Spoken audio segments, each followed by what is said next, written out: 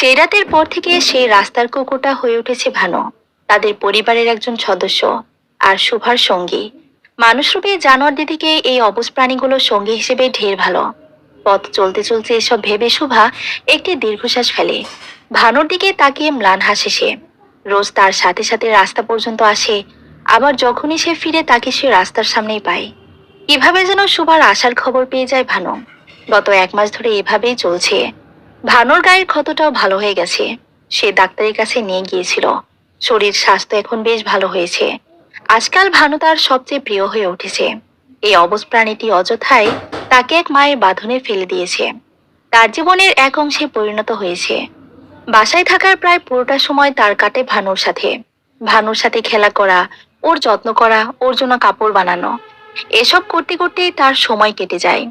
যদিও এতে অনেকের বাঁকা চাহনির সম্মুখীন হতে হয় তাকে, তবে এসব সে ধোলাই না করে পরোয়া করে। সময় চলে তার আপন গতিতে। সময়কে কেউ কি বেঁধে রাখতে পারে? পারে না। সময়ের সাথে সাথে কত কিছু পাল্টে যায়। দিন যায়, মাস যায়, বছরের পর বছর যায়। পাল্টায় মানুষ, তাদের ব্যবহার, পছন্দ অপছন্দ, রূপ প্রকৃতি, সবকিছু বদলায়। কেটে গেছে বিগত 5টা বছর। এই 5 বছরে অনেক কিছু ঘটে গেছে, অনেক কিছু পাল্টে গেছে। পাল্টে গেছে শুভাও। তার বিয়ে হয়েছে বছর 3 হলো। না হয়েছিল, বিয়ে হয়েছিল, আবদ্ধ হয়েছিল এক নতুন সম্পর্কে।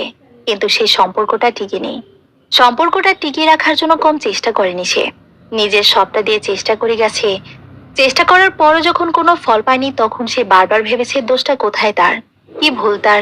সে সত্যি এমন কিছু ডিজার্ভ করে? সেসব ভাবনা থেকেই আরো দ্বিগুণ চেষ্টা করেছে, কিন্তু দিন শেষে ফলাফল শূন্য। বছর 3 আগে পারিবারিকভাবে সুবার বিয়ে হয়। মোটামুটি বেশ ধুমধাম করে হয়েছে। ছেলে সরকারি কর্মকর্তা। এমন পাত্র পেয়ে হাতছাড়া করতে চাননি তার বাবা মা। বিয়ের আগে যতবার পাত্রের সাথে তার কথা হয়েছিল, কখনো মনে হয়নি লোকটার মাঝে খারাপ কিছু আছে। সুমিষ্ট, নম্রভদ্র আচার ব্যবহার। তাকেও খুব সম্মান দিত। লোকটার পরিবারের মানুষদেরও খুব ভালো মনে হয়েছিল। কিন্তু কে জানতো তাদের ভিতরে এত অন্ধকার ছিল। বিয়ের কয়েক মাস পর থেকে শ্বশুরবাড়ির লোকেরা তাদের আবদার পূরণের জন্য চাপ দেয় তাকে। তার স্বামীর গাড়ি চাই, দেবরের নতুন বাইক চাই, প্রতি মাসে ননদের ব্র্যান্ডের কাপড় চাই, আর শাশুড়ি তো সময় নেই অসময় নেই গাড়ির বোঝাই করে মেহমানদারি চাই। এগুলো নাকি আবদার। তবে তাদের এসবকে কখনো শুভার আবদার বলে মনে হয়নি। তারা কিন্তু জানতো শুভার বাবার পক্ষে তাদের এসব আবদারের কোনো কিছু পূরণ করার সামর্থ্য নেই। সেসব জেনেই তারা বিয়ে করে এনেছিল তাকে। ওর বাবা স্বল্প বেতনের একটা চাকরি করেন। বাবার স্বল্প আয়ের বেতনে তাদের সংসার ভালোভাবে চলতো না। অবশ্য তার বাবা মা তাদের কখনো কোনো কষ্টে রাখেনি। আর এই জন্য তার বাবা মাকে অনেক ত্যাগ স্বীকার করতে হয়েছে। বাবা মায়ের কষ্টটা সে বুঝতো। তাই আজ কলেজ লাইফ থেকেই টুকটাক টিউশনি করে নিজের পড়াশোনার খরচ নিজে চালানোর চেষ্টা করত। কলেজ লাইফ শেষে নিজের পাশাপাশি ছোট ভাইটার পড়াশোনার খরচটাও সেই সামলাতো। বিয়ের কথা পাকাপাকি হওয়ার সময় তার শ্বশুরবাড়ির লোকের এসব কোনো কিছুর আবদার ছিল না। তারা এক কাপড়ে তাকে নিয়ে যেতে চেয়েছিল। তবুও শোভার বাবা মেয়ের বিয়েটা বেশ ধুমধাম করে দিয়েছেন, যেন শ্বশুরবাড়ির লোকেরা এটা নিয়ে মন ক্ষুণ্ণ না হয়।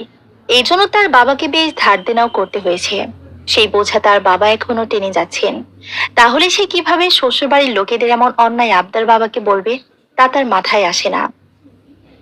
সবচেয়ে বড় কথা, বিয়ের আগে যে মানুষগুলোর সুন্দর আর নির্মল ব্যবহার তাকে মুগ্ধ করেছিল, সেই মানুষগুলোর এ কোন রূপ? যে মানুষটাকে ভরসা করে সে নতুন জীবনে পা দিয়েছিল, তার এ কেমন পরিবর্তন? তবে সবার সব পরিবর্তন সে মুখ বুজে সহ্য করে গেছে। কারো কথায় কোনো উচ্চবাচ্য করেনি। কেবল অকাতরে ভালোবাসা দিয়ে গেছে তাদের। ভেবেছে একদিন একদিন সব ঠিক হয়ে যাবে। তার মাকে অবশ্য ফোন করে কয়েকবার এসব জানিয়েছিল। তবে তার মা বলেছিল ধৈর্য ধরতে, একসময় সব ঠিক হয়ে যাবে। সে ওই আশা নিয়ে বুক বেঁধেছিল। কিন্তু কিচ্ছু ঠিক হয়নি, বরং দিনের পর দিন তাদের অত্যাচারের শিকার হয়েছে। স্বামীর পরিবর্তন সবচেয়ে বেশি চোখে লেগেছে। আর মন, সে তো পুরো ভস্ম হয়ে গেছে। প্রথম প্রথম কেবল মুখের কথা দিয়ে আঘাত করত, এরপর তার শারীরিক আঘাতে পরিণত হয়। দিনের পর দিন শাশুড়ি, ননদ দেবরের খোঁচা, গালাগালি, গায়ে হাত তোলা, আর রাতে স্বামীর, একসময় স্বামীর বিবাহ বহির্ভূত সম্পর্ক, রাতভর অন্য নারীদের সাথে ফোন আলাপ, ব্যক্তিগত পুরুষটির শরীরে অন্য নারীর আচর, সব তাকে ভেতর থেকে জ্বালিয়ে পুড়িয়ে ছাই করে দিয়েছে। বছর 3 সে সব সহ্য করে গেছে। একদিন আর সহ্য করতে না পেরে আওয়াজ তোলে। তার প্রতিক্রিয়া স্বরূপ টানা 3 দিন অমানবিকভাবে প্রহার করা হয় তাকে। স্বামী, শাশুড়ি, ননদ, দেবর সবাই মিলে, তার শ্বশুর বেঁচে নেই, একদম ঘর বন্দি করে রাখা হয় তাকে।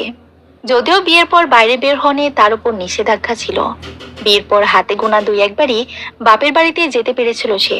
সংসারে অশান্তি যেন না হয়, তাই সেই নিষেধাজ্ঞাও মেনে নিয়েছিল। কিন্তু সে মারের পর সুযোগ পেয়ে কোনোভাবে পালিয়ে আসে বাবা মার কাছে। তার মা মেয়ের এমন করুণ অবস্থা দেখে হাউমাউ করে কান্না শুরু করে। বাবা ভাইও বারবার কপাল চাপড়েছেন। সেদিনের পর গত 1 মাস ধরে শুভা বাবার বাড়িতেই আছে। নিজেকে ঘর বন্দি করে ফেলেছে সে। এখন আর কিচ্ছু ভালো লাগে না, কারোর প্রতি আর কোনো অনুভূতি কাজ করে না। মা বাবা, ভাই, ভানু কারোর প্রতি না। আজকাল সে বেশ বুঝতে পারে তার মা বাবা ভাইও পাল্টে গেছে। একদিন মা হাহুতাশ করেছে, তবে এখন সারাদিন নিজের কপালকে দোষ দেওয়ার মাধ্যমে শুভাকে কথা শোনাচ্ছে। বাবাও তার সাথে ভালো মন্দ কোনো কথা বলে না, ভাইও কোনো কথা বলে না। সে নিজেই কয়েকদিন আগ বাড়িয়ে ভাইয়ের সাথে কথা বলতে গিয়েছিল, কিন্তু তার ভাই খুব বিরক্ত নিয়ে জবাব দিত, আর কখনো দিতই না। অথচ এই ভাইটার জন্য সে কি না করেছে। সেই ভাইয়াটাও কিনা আজ এত বড় হয়ে গেল। সে নিজের বদ্ধ রুমে বসেও বাইরের গমগমে অবস্থা সে বুঝতে পারছে। কারণ আজ শুভার তালাকনামা এসেছে, তাকে তালাক দেওয়া হয়েছে।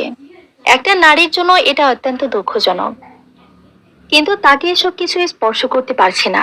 বাবার দীর্ঘশ্বাস, মায়ের কান্না, হা হুতাশ কিছু না। তার মায়ের ভাষ্য, সে যদি আর একটু ধৈর্য ধরতো তাহলে নাকি সব ঠিক হয়ে যেত। কিন্তু আর কত, কবে ঠিক হতো? সে মরে গেলে